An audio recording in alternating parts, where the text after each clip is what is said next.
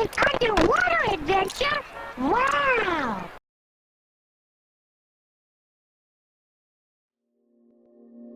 There's nothing quite like the magic of a theme park. While all forms of art can function as a chance to escape the real world, the theme park comes the closest to making that a reality. Skilled engineers and talented artists work around the clock to create experiences that you could not have anywhere else. A chance to step into a world not your own, to have encounters with hideous monsters and life-threatening peril within a completely controlled, completely safe environment.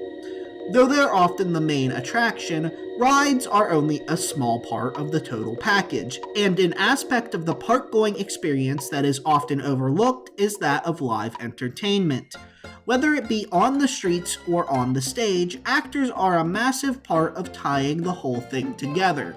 Attractions like Universal's Waterworld are highly beloved and endlessly acclaimed, with clones of it popping up at the company's various parks across the world. Terminator 2: Battle Across Time remained faithful to the film's revolutionary special effects by combining a live performance with a 3D short film. Disney's extraterrestrial alien encounter pushed the limits of both themed entertainment and the company that produced it by locking visitors into the middle of an alien nightmare so intense that it required warnings to be placed outside. Some may skirt the lines between a live performance and a ride, certainly, and what exactly defines a live show could be debated, but they all share one thing in common. With a greater amount of limitations and more variables for things to go wrong, they manage to push the envelope and deliver experiences just as thrilling as a roller coaster or a dark ride. When you go to see a show at a theme park, you expect excitement and jaw-dropping spectacle. Doug. Premiering on Nickelodeon in August of 1991, Doug was one of the original 3 Nicktoons, and it was also, by a large margin, the least popular. In recent years, opinion has been a bit divided. It is not unusual to come across people thrashing the show for being boring or underwhelming, and I have honestly not watched enough of it to make any kind of judgment for myself. Making his first appearance in a 1989 commercial for grapefruit juice, the titular character was one modeled on creator Jim Jenkins' own Boyhood. It's a slice of life affair, a boy coming of age in a world full of brightly colored characters with eccentric personalities, armed with nothing but his imagination and a diary to combat the challenges of growing up. It's a quaint show, and it's not hard to understand why it might not do anything for some people. Doing a bit of reading on the series, however, I couldn't help but find myself endeared. If you're at all interested in the subject, I would highly recommend Lauren Duca's article for the Huffington Post, How Doug Pioneered a New Era of Kids TV. It's where I got a lot of this information, and it's generally just a very engaging piece. We put ourselves through enormous pain to avoid pain, and I had this notion of, what if we didn't do that? What if we just told the truth? But that's complicated. In the adult world, the notion of truth and not truth is complicated, but I did not want to debate it. I didn't want to show all the ambiguity of the adult world to kids. I wanted to show kids a world where everyone took honesty seriously. This was the philosophy that drove Doug. It was the idea that kept the heart of the show beating. Long before Hey Arnold or As Told by Ginger or The Proud Family, Doug engaged with real problems in real ways for real kids, something that was unheard of just a few years prior, when weekly animated series functioned primarily as toy commercials and the likes of the Peanuts were relegated to primetime specials and comic strips. In a lot of ways, it was a very important and very influential show, and knowing that the core of the series was honesty goes a long way towards explaining its stranger elements. Everybody is who they are. There is nothing to hide, and the world is a much more colorful place, literally in some cases. As Duca put it, Doug wants to be special, but he is average. He can't make himself be different, but he has an active choice in always working to be a good person. I must admit that I had never had much interest in Doug, but reading up on the thought process behind it and the ideology that inspired it has changed that. I could now see myself sitting down to watch a few episodes. But perhaps not at Disney World. Naturally, we had to get to this point in some way or another. But the story that leads us to Disney World is a bit of a strange one. You see, even if it had never reached the level of industry-shaking influence that Rugrats and the Ren and Stimpy show had, Doug was by no means a failure. It enjoyed modest success during its 4-season run from August 11, 1991 to January 2, 1994, producing 52 episodes and 101 individual segments. It ended more gracefully than most shows could hope to, with Doug graduating from middle school and moving on up in the world. It even managed to pick up the very first Kids' Choice Award for Favorite Cartoon on the way out in 1995. Things could have ended there, and I think most people would have been fine with it. Doug had already earned its place as a historically significant show, and, while not ending on its own terms, ended rather neatly nonetheless. Not everyone felt the same way, though. Doing what they do best, Disney scooped up Doug for a second run as brand spanking new Doug to strengthen the Saturday morning cartoon block on ABC, a network that they had also acquired just a few months earlier. It makes sense. Nickelodeon had quickly become a big and dangerous player in the world of children's television. They were showing up Disney pretty frequently and pretty handily. Buying up the rights to a successful property that Nickelodeon was no longer using may have been a bit of a weird and humiliating tactic, but it's a tactic I feel like you'd be hard-pressed to find fault with from a business perspective. And to be fair to Disney, which is a phrase I never want to say again, Jim Jenkins and Jumbo Pictures had already been shopping Doug around to potential buyers. This wasn't a case of the mouse once again flexing its massive Brock Lesnar-style financial muscles, it was a case of them being in the right place at the right time. It also having massive Brock Lesnar-style financial muscles. The gambit paid off. Following the premiere of Disney's Doug on September 7, 1996, ABC's One Saturday Morning would establish itself as the ratings leader for Saturday morning, and Doug was largely to thank for it, with this article from the LA Times circa 1999 claiming that it was the block's highest rated show. Though very successful by material measure, Disney's version of the show was and is largely derided by fans, and Jenkins remarked that the transition had been painful, largely due to the strain it placed upon his relationship with voice actor Billy West. To his credit, he owns this mistake and others, claiming that almost every one of those changes came from me when speaking in regards to the reboot. Relationships, creative integrity, critical and fan reception, these things come behind something far greater in the entertainment industry. Cash. Disney wasted no time in capitalizing on the success of their newest entertainment franchise, merchandise spilling out onto store shelves like tears from a Nickelodeon president's eyes. Trading cards, dolls, Happy Meal tie-ins, comics and Disney's magazines, you name it. It seems like books were the most prominent tie-in products, because do you know what really screams slice of life? A mummy. This culminated in 1999, with Disney taking its most ambitious step forward yet, Doug's first movie. That's right, it's his first one. There will be more. This is a threat. This was done, of course, as another way of competing with Nickelodeon and its success with the Rugrats movie a year prior. Doug's first movie premiered on March 26, 1999, and featured Doug meeting a sea monster. I'm beginning to understand the issues with Disney's version of the series. 1999 also brought the arrival of the thing I'm actually supposed to be talking about, Disney's Doug Live, a musical adaptation of the series emanating from the ABC Theater and Disney MGM Studios, now Disney's Hollywood Studios, that debuted on March 15, 1999. That's about a solid week before the movie that it was presumably intended to serve as cross-promotion for, and only about 103 days before Disney's Doug would air its final episode. This was probably the single most perplexing thing I learned while looking into this show. The LA Times article talking about how successful Doug had been for Disney that I had referenced earlier, that was written in 1999. A movie is a big investment, and a theme park attraction is a long-term investment. Why would they have gone all out with marketing a product that they were about to give up on, and why would they be bragging to publications about the successful nature of the acquisition? Some people have cited the 65-episode rule, which is an unwritten and controversial policy that saw Disney and others in the animation industry only producing 65 episodes of any given series, enough to put together a good syndication package.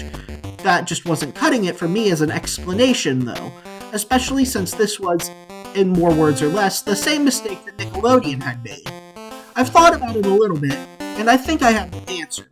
Doug's first movie bombed.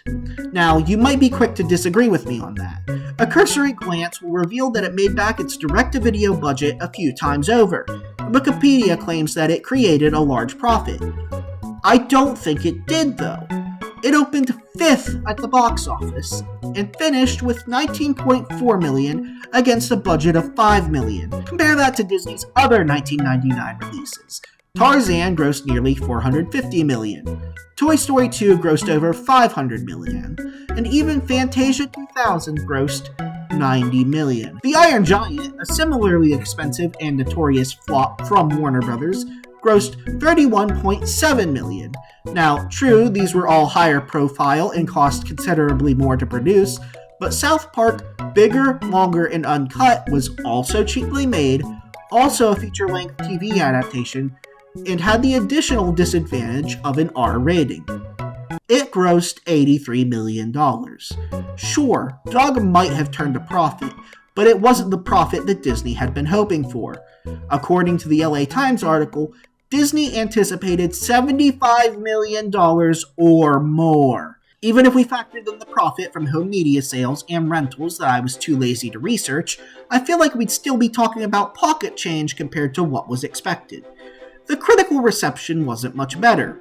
South Park was Oscar nominated, while Doug was honored by the Stinker Bad Movie Awards. You know things aren't great when you're too easy of a target for those vultures at the Razzies. Emotions can run high in the entertainment business, and it seriously would not surprise me if humiliation had killed Doug. Disney walked in to face its school bully with complete confidence, and walked out with a kick me sign on its back and suspiciously soaked pants.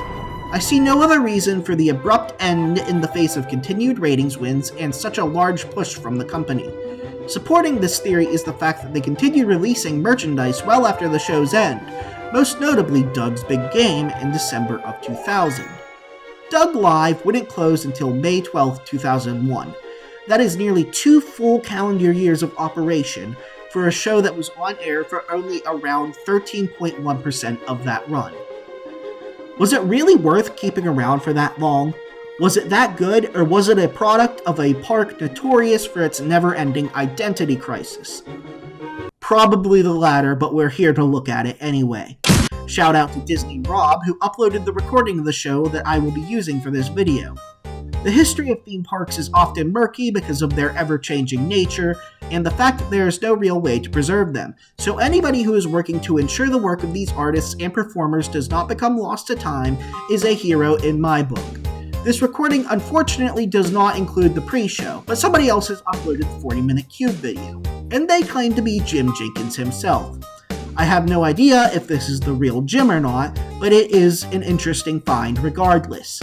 I didn't sit here and watch the whole thing because I'm trying to hit a deadline and it's mostly clips of the show and introductions to the characters, but there are some interview portions and behind-the-scenes documentaries with Jenkins which I believe might be exclusive. If so, that would lend a lot of credence to the uploader being legitimate. The show itself gets off to a relatively strong start with a reenactment of the show's iconic opening sequence, and I am always a big fan of stuff like this. I was at Universal Studios Florida when they hosted a haunted house based on Stranger Things in 2018, and walking through the show's opening was honestly probably the highlight of that particular attraction. It goes a long way to make this feel like a special Doug event, another phrase I hope to never say again, instead of, well, it's just a Doug episode, but you pay $500 to watch it while the kid behind you kicks your seat because he's mad about being too short for the Tower of Terror. Doug's dog Pork Chop throws a bucket of confetti onto the front row, and we get to the meat of the show. Doug sits down in bed and begins to write in his diary, narrating its contents for the audience while Pork Chop dies at the foot of his bed.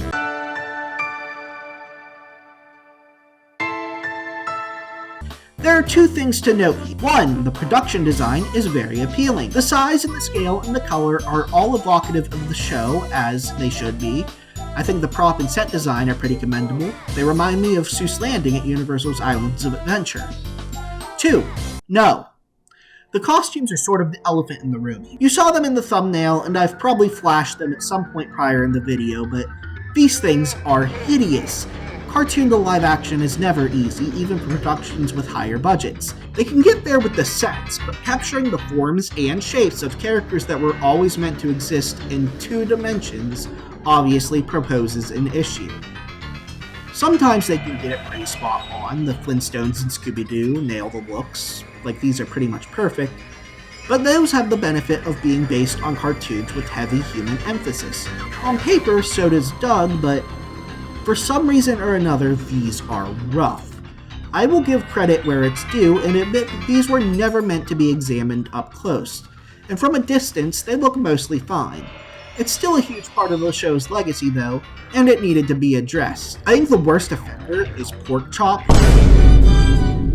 He doesn't even have the most unsettling makeup or costume, but they definitely either needed to go for a mascot outfit or to look for shorter actors. Having a grown man masquerade as a child's pet is the kind of creative choice that has gone out of fashion for a reason. There was a point where it wasn't uncommon, but it seems like most people got the memo about how it comes across regardless of intention. His dog tags jingle on the beat. Back to the topic at hand, we get our first song of the show, 21 Jumbo Street. I start with a circle. I don't have much experience with musicals beyond my goat, Donkey Kong Country. Think of all the treasure you're gonna miss. Don't you want to get your hands on riches galore? No. The Oscar goes to Donkey Kong! Hey, yo! Look out down below! Here comes Banana Slammer! So I can't give you an educated analysis of it, but it's honestly pretty cute and does a good job of introducing the characters and the setting to guests who might not be familiar. For starters, there's Skeeter. I also like the way it incorporates the show's theme tune in a way that feels appropriately grand. It's good stuff.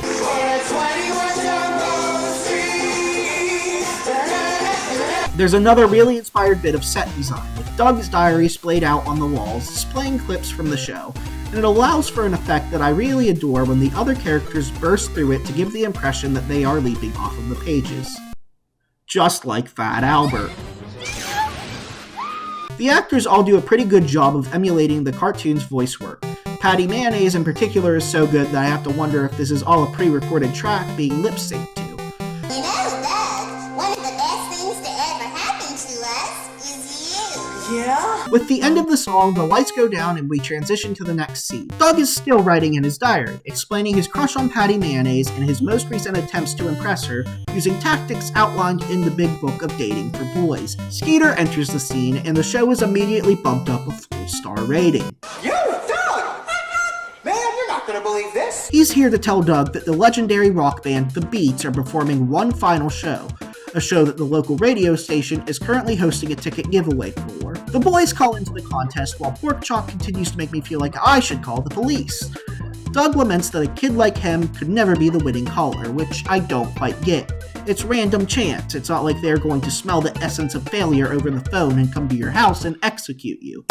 Of course, Doug is the winning caller, and he ends up on the phone with a radio host that looks like the end result of giving a 4-year-old a Gene Shalit coloring book. I like the use of stage real estate here, utilizing a rotating platform to create the illusion of people being in 2 different places at once. It's sort of like split screen. I know that this is probably nothing special for people who are more experienced with theater, but I personally think it's neat, and it's a very clever way of transitioning an abstract television effect into the physical world. To secure their tickets, Doug and Skeeter are asked to name the title of a song and freak out, but they luck into the answer anyway. Ow! Watch it, man, that really hurts! That's right! Ow, watch it, man, that really hurts! It's the correct answer! Doug and Skeeter win the tickets and celebrate. Skeeter rhetorically asks if there are any 2 people more deserving of going to the concert, which causes Doug to daydream a musical number about asking Patty Mayonnaise to attend with him. Oh, the moment I met her, the room started swirling.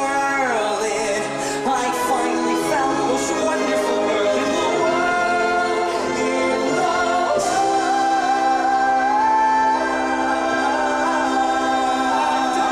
instead of this becoming the conflict, however, Skeeter offers up his ticket of his own volition. It's sort of implied that he was just able to read the room, which makes it incredibly funny when he exits the scene by saying this. Oh, hey Doug! By the way, nice voice! Transitioning to the middle school, we see Skeeter playing hype man for Doug while the pair wait for Patty to arrive. This is cause for our next musical number. Step 3, say goodnight. Oh, couldn't I just skip to step 4? What's step 4? Panic! Come on, With Doug losing his cool and Skeeter trying to walk him through the panic. He successfully manages to quell Doug's anxieties long enough for Patty to arrive. And here we see that Doug's daydreams may extend into outright delusions. Oh, Dad, I had no idea you were so totally cool. Huh? All I said was way to go. I love watching Doug's actors struggle to put these sunglasses on. It's a wonderful bit of characterization, and it's even better if it was purely accidental. Unfortunately, Doug hallucinates being rejected rather harshly and fumbles as a result, telling Patty that he's asking Skeeter to attend with him instead. Skeeter, I'm asking Skeeter to go. Oh, you guys will have a great time. Patty seems supportive and wishes them a great time before strolling away.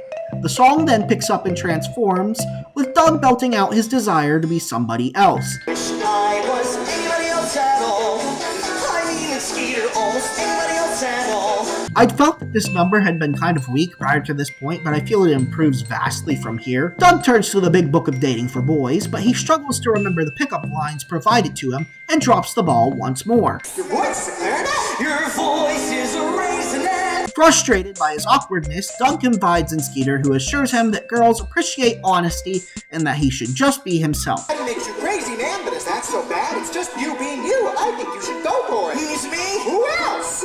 Yeah. This rejuvenates Doug, who is now eagerly awaiting his chance to show Patty the true him.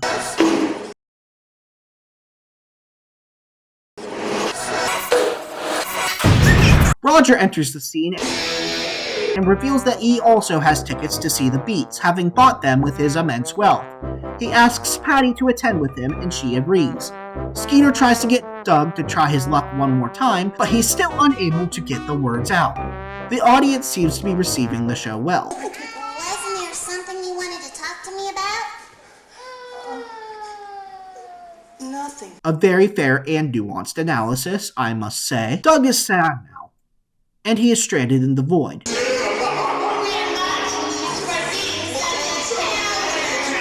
So things could be going better for him. Succumbing to the stress, Doug retreats into fantasy and becomes his alter ego Quailman. Either this was the most fun these actors have ever had, or they never want to speak of it again. I honestly see both of these possibilities being equally feasible.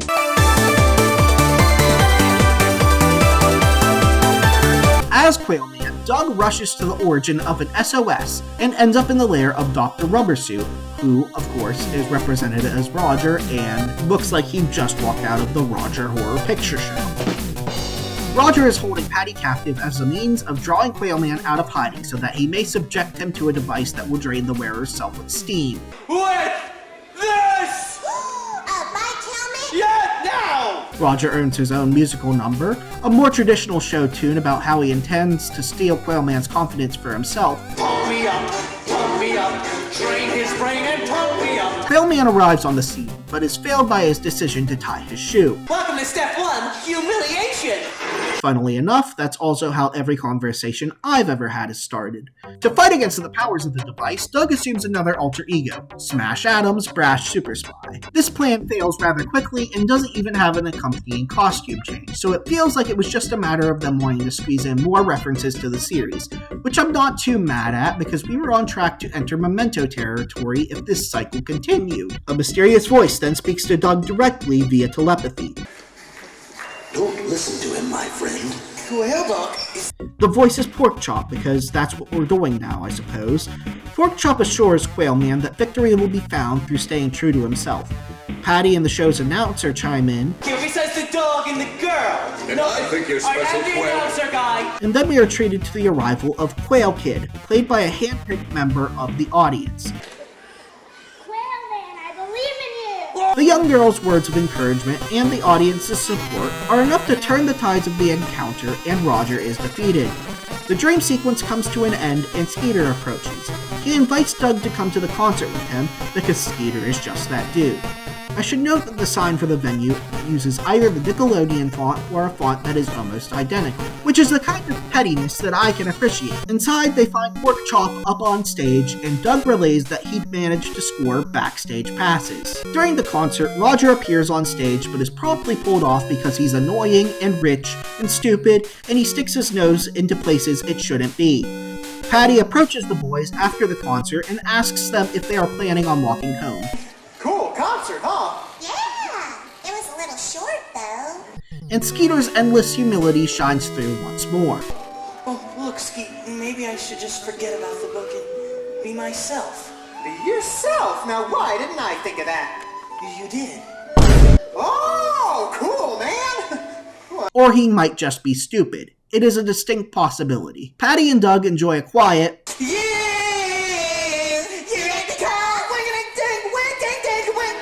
mostly quiet walk home, during which Patty reveals that she hadn't attended the concert with Roger in any sort of romantic capacity. We get another musical number that's very Disney, Felt my heart busting free. maybe a little too Disney, but I respect that they hold off and end the affair with a bit of awkward yet hopeful teenage romance. You want some Red Hots? Oh, great. Well, see ya. See ya. Oh, tomorrow? Sure, we're skating. I feel like a kiss would have sort of gone against the entire Doug, just like all of Doug as I understand it. So it's probably a good thing they held back. Doug reunites with Skeeter, who in the meantime has become a Disney adult, and realizes that all he needed to do was be himself. We get a reprise of 21 Jumbo Street, but more importantly, Mr. Ding. You broke my grill?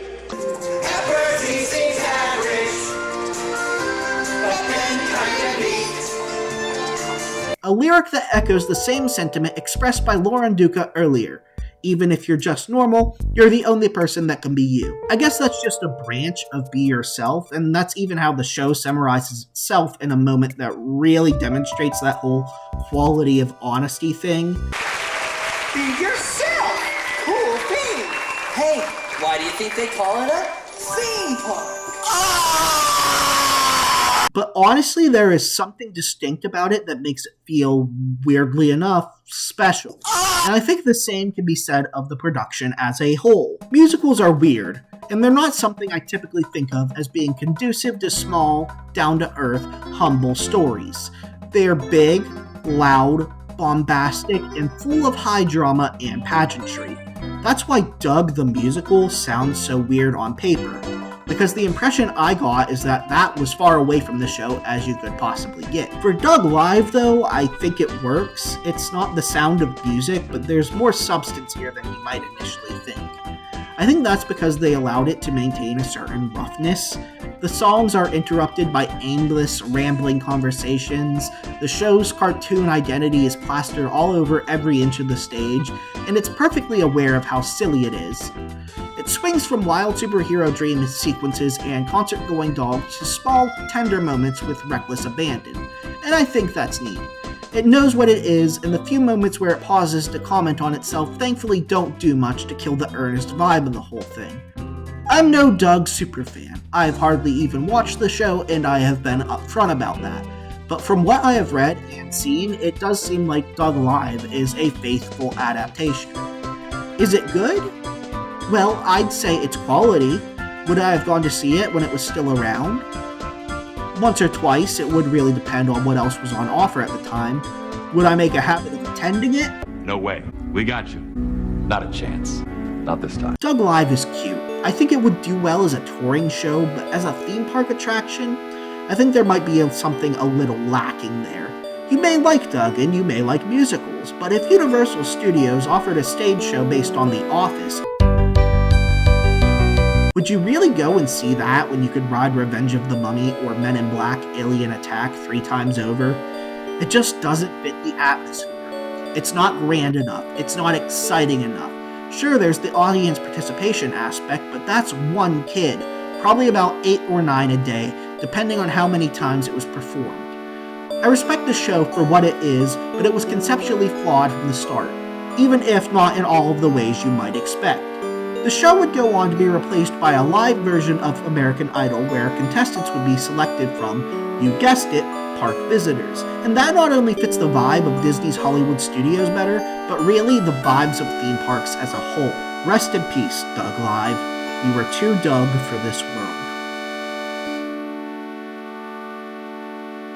Speaking of theme park shows that are conceptually flawed, I have another that I would like to talk about, but that's a story for another time. Hopefully one soon. Holy shit! It's Spider-Man!